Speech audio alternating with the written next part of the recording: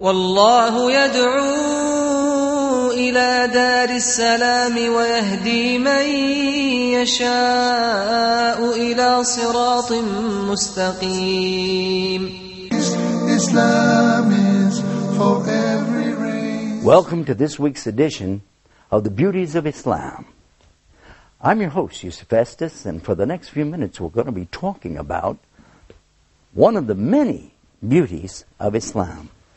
And you can visit our website on the internet at www.beautiesofislam.com to watch programs like this and learn more about these beauties of Islam. Today I'd like to continue talking about our relationship with our Prophet Muhammad, peace and blessings be upon him.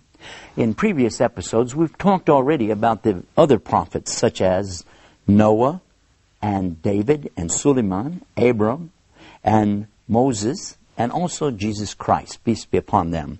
We discovered that, in fact, the people who followed them at their time were the true believers and all people who were entitled to go to paradise. Likewise, Islam is teaching us that today those who know and understand the message that came with Prophet Muhammad, peace be upon him, and follow him will also receive the same salvation, the salvation of going to paradise. Along the way, what we discovered was that there are even details of our lives that are found in the Sunnah. Sunnah means the way of Prophet Muhammad, that are beneficial to us in this life and certainly in the next life. We found that in the Quran the teaching is to obey Allah and obey His Prophet, that He is the example for all of us. He's the mercy to all of the worlds, and also He's the example to mankind to know how to live, how to act, even how to die. And that's what I wanted to speak about today, is this concept of knowing how to live and die. Allah tells us in the Quran that we were created in the very beginning inside of our mothers from something called an alaq. And these were the first verses, the first words actually, that came of the revelation. The Prophet Muhammad, peace and blessing be upon him, was about 40 years old at the time, and he was in a cave meditating near Mecca, in a place called Jabal Nur, or the Mountain of Light. And then the angel came to him, the angel Jibril came to him. This is Gabriel in the English language. And when he came to him, he commanded him in the Arabic language, Iqra! Prophet Muhammad, peace be upon him, just like, what? What do you want me to do? He said to him again, Iqra! Prophet Muhammad said, La ana biqari. He said, Iqra! Now, what is the Iqra? What does that mean? Now, a lot of people translate that to be the word read. Read. But is it really the word read? Actually, no, it's not. It means something bigger than that. It means to recite, as in reciting from memory. To recite. And what shall I recite? Iqra bismi rabbika alladhi khalaq. Khalaqal insana min alaqa. Iqra wa rabbuka al-akram. Alladhi alama bil kalam. Alamal insana ma lam yalam. And the meaning more or less to the English language is saying that recite in the name of your Lord, who created the human being from a leech-like clot of blood.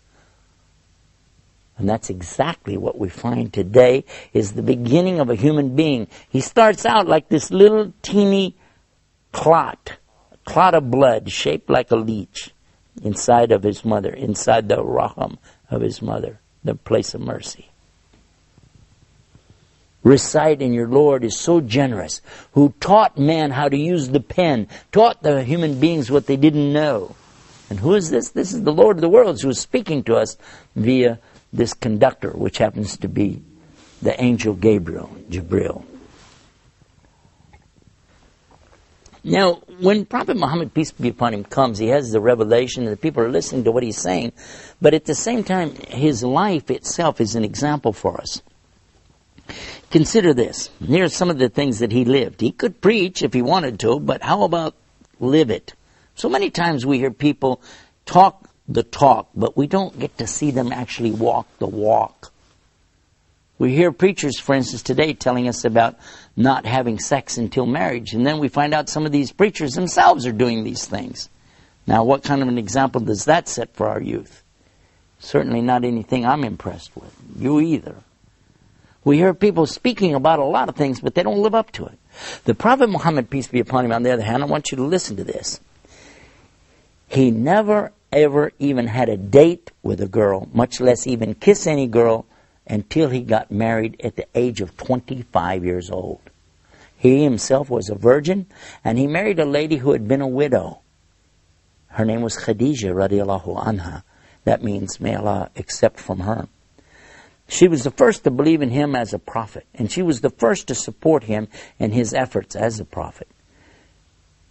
And do you know he was married to her for all those years until she passed away, and he never even looked at another woman. So much so that this is one of the parts, it's a good example for us as men, Muslim men today, that we don't consider anything other than marriage to a woman, and when we're married to her, we don't consider anything else with any other woman. And that's the teaching of Islam, but he lived the example to show it to us. People often want to criticize our Prophet Muhammad and talk about, well, he had so many marriages. But in reality, I'm going to tell you something. It's not like marriages that people think about today. Today, marriages are a matter of convenience to people to get what they want for themselves, their own gratification. It's true. And a lot of people don't even bother to get married to get their gratification, and you know what I'm talking about there. But in Islam, it was always forbidden, and still forbidden today, for a man or a woman ever to have a relationship outside of marriage. If a man is married, he can have all the relationship he wants with his wife, and she with her husband, as much as they like, within certain limitations. How beautiful that relationship is. But never, even as a joke, should Muslims even consider something about doing anything outside of marriage. And Prophet Muhammad, peace be upon him, was the best example. Now let's talk about his marriages. He only had one wife until she passed away. And then he took a wife who was an older woman that other people maybe didn't want to marry her. She was a very big lady, but he married her. He married a woman who was very old, beyond the age of even having a desire for men, but she needed somebody to care for her, to take care of her, be responsible for her. And he accepted that responsibility. He was offered the marriage of his best friend. His best friend was offering him marriage to his daughter when she was very young. And when we come back from the break, I want to talk about the marriage of Prophet Muhammad, peace be upon him, to his wife Aisha. Stay right there. I know you're going to want to hear this when we come back with more about the beauties of Islam. Islam is keeping up the pace. Islam is for every race.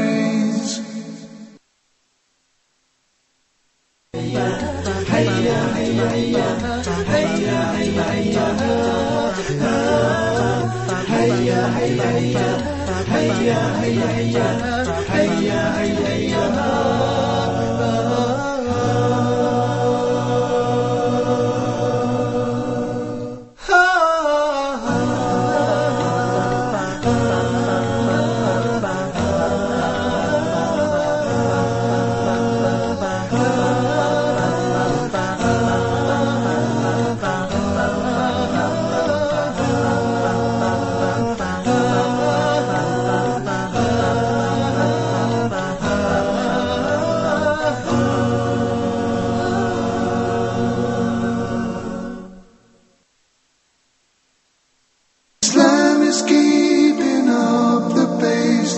Islam is for every race. We're back and you're watching the Beauties of Islam. We've been talking about the relationship that we as Muslims have with the Prophet Muhammad, peace be upon him. We've discussed how he's the example for us, and we particularly talked about sex life, and we were saying that the Prophet Muhammad, peace be upon him, had never ever engaged in anything like this except in legal marriage to his wife. We left off in the last part of this episode talking about his marriage to Aisha. I'm sure many of you want to know about this. This is the famous story that many people have twisted way out of shape, and certainly something for us to delve into, and I want to at least briefly touch on this subject. People have accused the Prophet Muhammad ﷺ, peace be upon him, of some very illicit actions, especially with regard to this topic. So let us examine exactly what it's really about. First of all, the teaching that we have comes from Aisha herself. Now, all we know about her age is what she said herself. So the first thing we would ask you is, do you believe her? And if you said yes, do you believe her in everything she says or just some things? If she was going to testify in a court of law, would you accept everything she said? Because we would. We'll be the first to accept what she said. But do you know what it was she said? Actually, here's how she presented it. She said she was outside playing in the dirt with her toys, with her friends, whatever. Her mother comes to her. Now listen carefully. Her mother comes to her and tells her, let's go inside the house. So they go inside. Now, when she gets inside, she finds her father is there. Now, so far, mother and father. Got it? And her father is offering her in marriage to Prophet Muhammad, peace and blessing be upon him. Understand clearly, it was not the Prophet Muhammad, peace be upon him, that came to them saying, hey, I need a wife. It was the other way around. They were coming to him and saying, look, we would like it very much if you'd consider marriage to our daughter. Because this was known to be a custom of the tribes at that time to offer their young daughters, even when they were first born, to offer them in marriage. That when the child is old enough, take the child and that's your wife.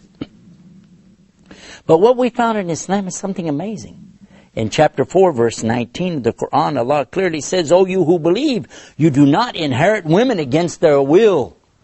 So women could no longer be married off without their own consent, and it's not considered that a young girl, 6, 7, 8, 10 years old, is old enough to make such a choice.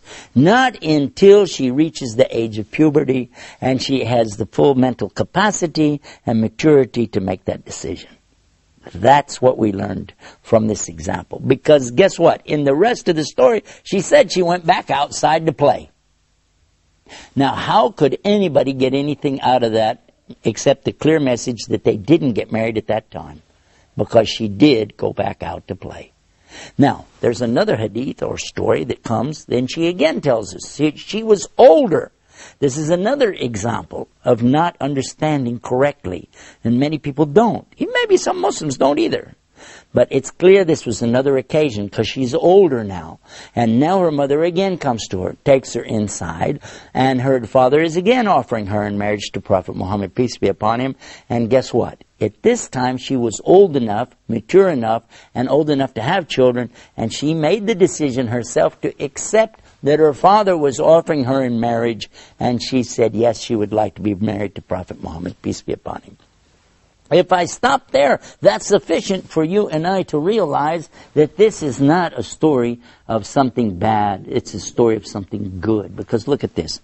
She then continues, and I'm going to ask you, if you accept one thing she says, do you accept it all? Because she continues, and she says that it was the best of relationships. They used to run and play together. She said, I used to race with him, and I used to beat him in the races. But then when I got old and fat, she said, got fatter, that he could beat her in the races. And that they used to play, and they had a lot of things they did together. She used to tease him. She used to play games against him. One time she even did something that's mentioned in Quran about telling him honey smelled bad on his breath, and that was out of jealousy. These are many stories we can talk about, but the main thing is to know what was the relationship between her and her husband. And it was such that even after he died, that she continued to be so faithful to him. She never considered ever marrying another man. Even though she was a young lady, maybe in her early 20s, she never considered to get married to any other man. All of her life, she continued to say only the very best about her husband. In her whole entire life, she never said any disparaging word against her husband. In fact, I like for you to think of this. Instead of Shakespeare's Romeo and Juliet, where two young kids go against their parents and they commit suicide, here we have the story of Muhammad and Aisha, who are in love so much that even death didn't separate them, and they had the highest hope for a life together in the paradise. You choose which of the teachings sounds the best to you. For me, it's one of the beauties of Islam. Until next time, peace. Salam. Islam is peace, Islam is ease, Islam is not danger or disease.